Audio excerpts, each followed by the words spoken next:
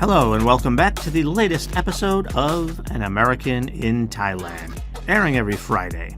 This program is broadcast to you from Ratchamakan University of Technology, Peranakan, and this program will come to you in two parts. For the first part, I will be introducing a certain topic about being an American here living in Thailand. Could be about food, travel, culture, any number of things. We'll then take a break, and in the second part of the program, we will get into examples and more specifics. All right, let's get to the program.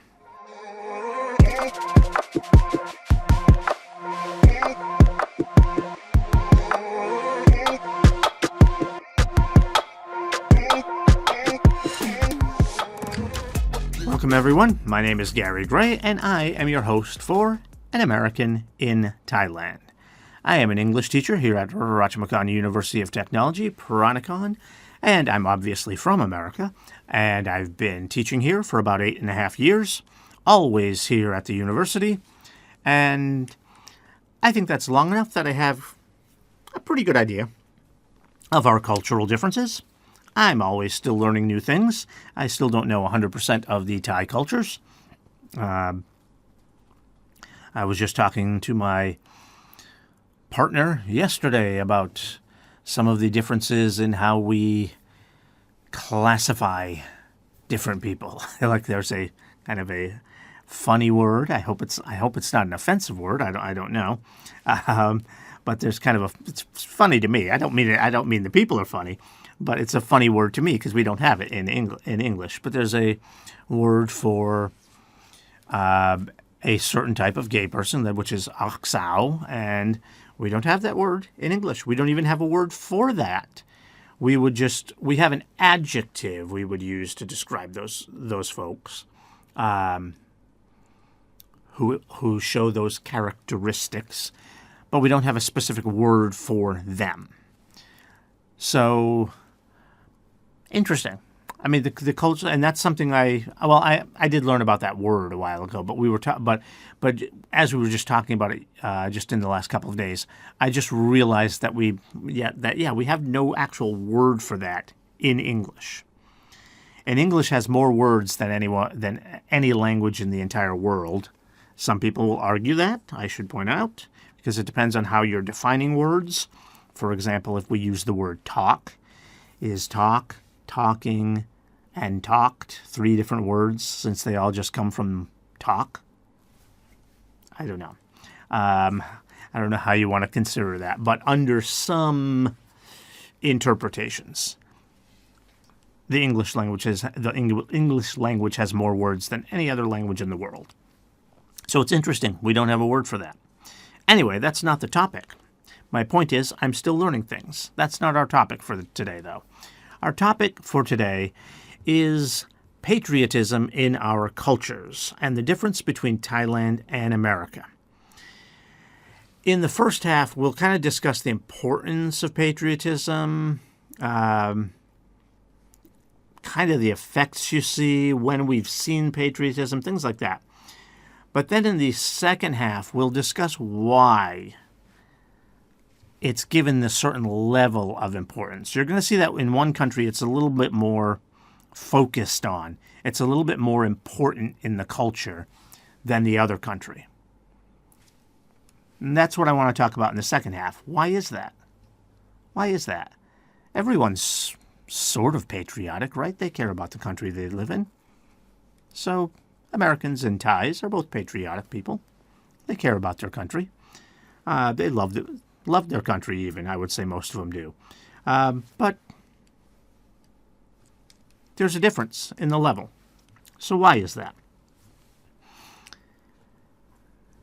So, between the two countries, patriotism and being politically active, which I think is related to patriotism because it shows that you care about your country.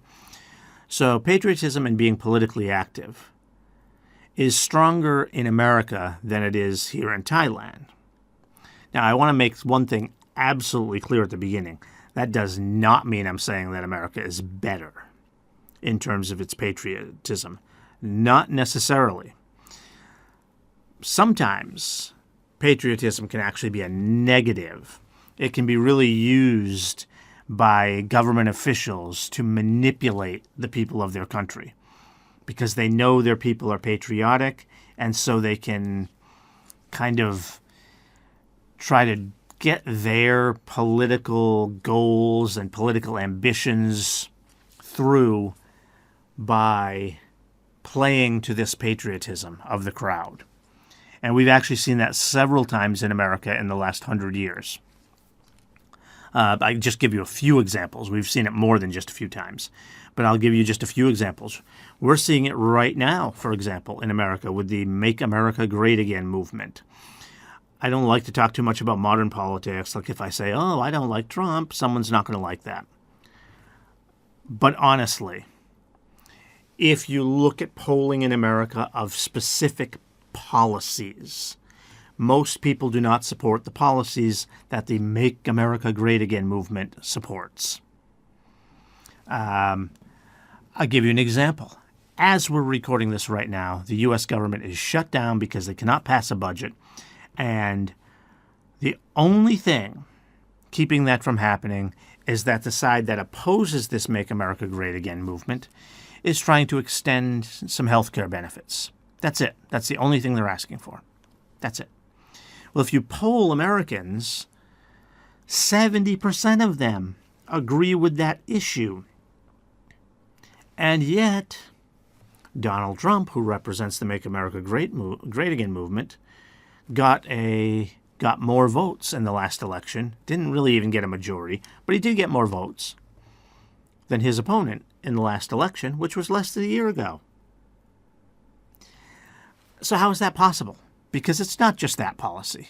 On most policies, if you just poll Americans on the policies, they do not agree with the policies of the Make America Great Again movement. On a few of them, they do, at least sort of. Like on immigration, they sort of do, although that's getting worse and worse. A few of them, they support it. But mostly, no. So how do these people get to be in office? How do they get elected? Again, playing to their patriotism. Even the name says it. Make America Great Again. Even the name says it. So this is why I'm saying that patriotism isn't always a good thing. And this is just one example of what's going on right now. We had a very similar movement. In fact, they used the same slogan before World War II. And it was about American isolationism and not getting involved in, well, it was actually at the beginning of World War II. It was early in World War II. The war was already going on, but the U.S. was not involved yet. And so this was actually a policy quite sympathetic to the Nazis, so it was not a good thing because they didn't want to help out the Europeans that were being invaded. Stay out of it. It's not America's business. So this was part of the Make America Great Again movement, which was occurring then. We also saw, I can give you the third example. I'm not going to go through too many examples. We'll be here all day. There are a lot of them. But one that's a little bit more relevant to Thailand, but related to America. But it's related to Thailand as well because Thailand was on the American side during the Vietnam War. In the Vietnam War, most Americans, might have been a small majority because there were a lot of people that supported it, but most Americans opposed the war. So something the U.S. government did is they actually faked an attack on a U.S. Navy ship. The event was called the Gulf of Tonkin, and the whole point of that was to get Americans angry at the North Vietnamese so that they could get patriotism on the rise and get people more in favor of the war. So this is how patriotism can get manipulated. So I certainly don't want to say that, oh, America's better because they're more patriotic. No. And I'm not sure they are I'm not sure they even are more patriotic in terms of how much they love their country. I've seen plenty of Thai people that absolutely do love their country. I see tradition in Thailand being more important with like Thai dances and religion and things like that. So that's absolutely not what I'm saying. I'm not saying that Thai people are less patriotic, but you see it in just day-to-day culture more in America. Like, for example, the number of people that are waving American flags around or have American flags on their bumper stickers or flying from their house, or the eagle, which is a symbol of America. They'll have, well, you have a bunch of Americans that'll have tattoos of an eagle. It's just all over the place. You go to an international sporting event where there are a lot of Americans there. If it's international, so that the countries matter, you'll always hear them chanting USA, USA. You don't often hear other countries chanting for their country. It's just a more ingrained thing, patriotism is, in the American culture. Now, I'm not saying it's always bad either. Let's use Thailand for some examples of where it can be good. Now, I'm sure it can be bad here as well. For example, I know there was some fighting, and this was before I even moved here, so I don't even want to really talk about it. I don't want to sound like I'm picking sides, but I know there was some fighting many years ago. And both sides really think they're fighting for the country. And some of those fights people died during some of those fights. I mean, and both sides think they're being patriotic because they're fighting for their country. So even here, it can be bad sometimes, but it can be a good thing. We saw that just this year. I'm recording this in 2025, with many in the country rallying support around the Thai military due to the conflict with Cambodia. Now, I'm not going to try to pick sides on that, who was right or who was wrong. I do think probably Thailand may have been more in the right, but I know some people in Cambodia, and they have different opinion on that, whatever. I'm not going to get into who's right or wrong on that subject. But you do have to remember that some of the Thai military are people who were drafted. And so these are not necessarily people who are in the military by choice. So they do deserve the support of the people when they are put in the middle of a conflict like that. So I think that is a good thing that Thai patriotism rose during that event, because the military people should see that they have, especially the low-ranking military people, the military officers, whatever. I don't want to discuss them too much because they're also part of the government, and so that gets a little tricky. But the lower-level military folks, like the people that got picked to go into the military because of the draft, they deserve the support of the Thai people. Okay. We also saw a lot of protests just a few years ago. I'm not talking about the ones earlier that got really violent. And again, not going to say whether I agree with what those people were protesting or not. Doesn't matter. I just generally think that anyone protesting, like I said, political activism is to me related to patriotism. Why? Because it shows you care about your country. So you may not like what they're protesting. So you may not want to really admit that they're being patriotic because you don't agree with it. And I don't know, maybe you did agree with what was being protested. But even if you didn't agree with it, these are people trying to make their country better. That's a patriotic thing to do. So, patriotism can be a good thing as well. Still, even when we talk about the protests, though, there's still more of that in America as well. I'll give you an example. Really just within the last month of when we're recording this program, in mid to late 2025, we just had protests in America where over 7 million people turned out to oppose Trump. Now, of course, America is a much bigger country. We have a lot more people.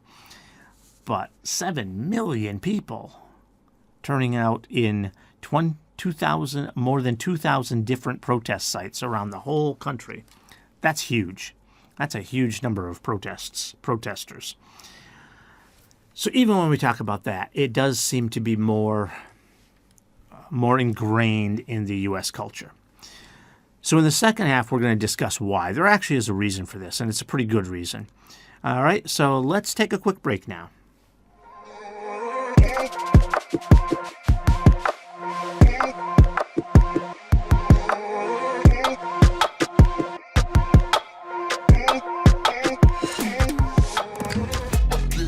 Welcome back, everyone. We're talking about, in today's episode, the differences in patriotism between America and Thailand.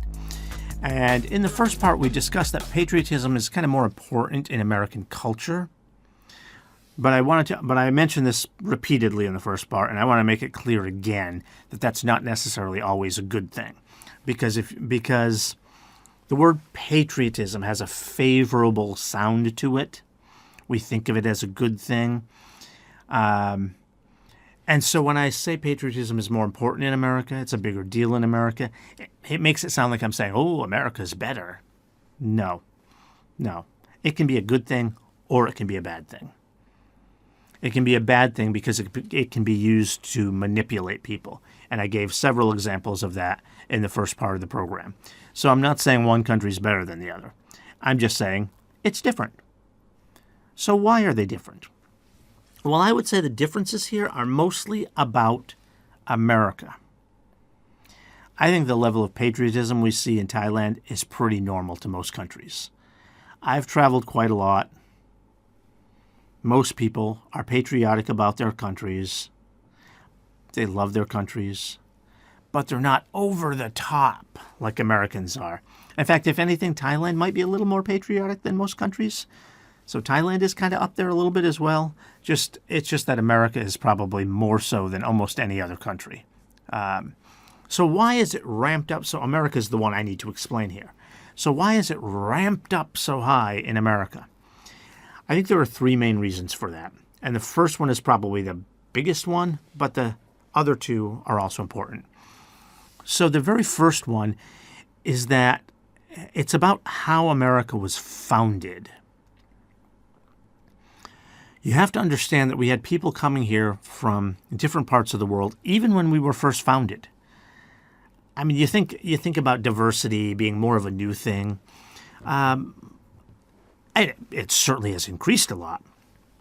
But when the country was first settled, now unfortunately we were displacing the native people who were already there, which isn't a good thing.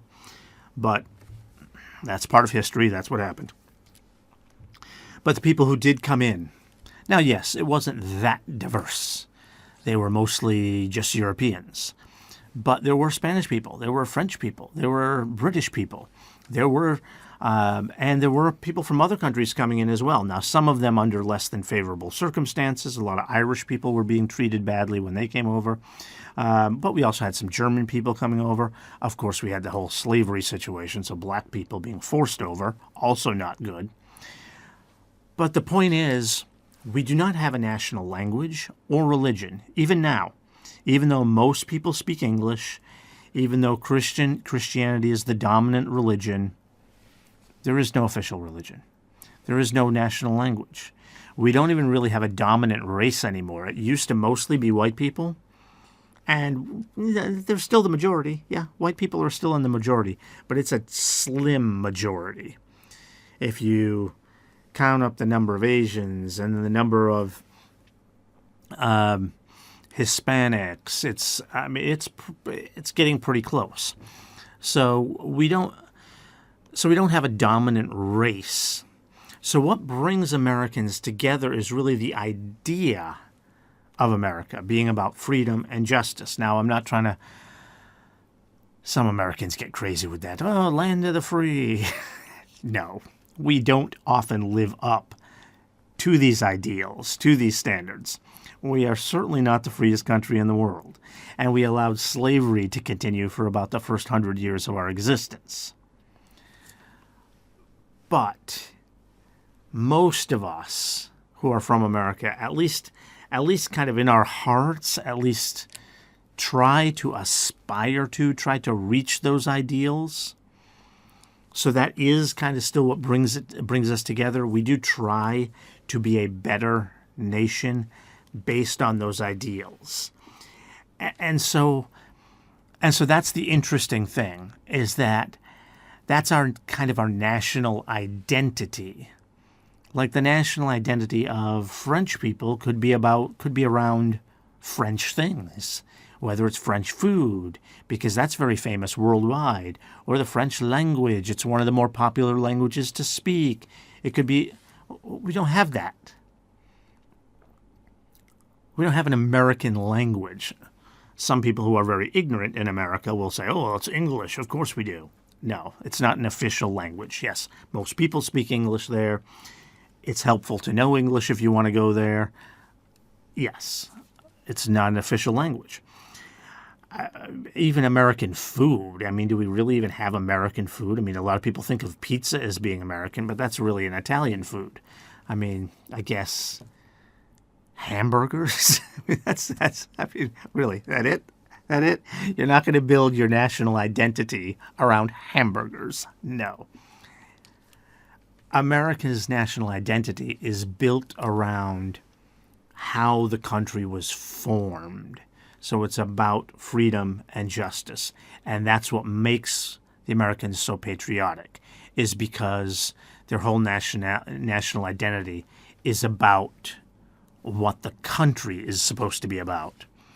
Okay, so that's the number one reason, and I think it's probably the biggest reason.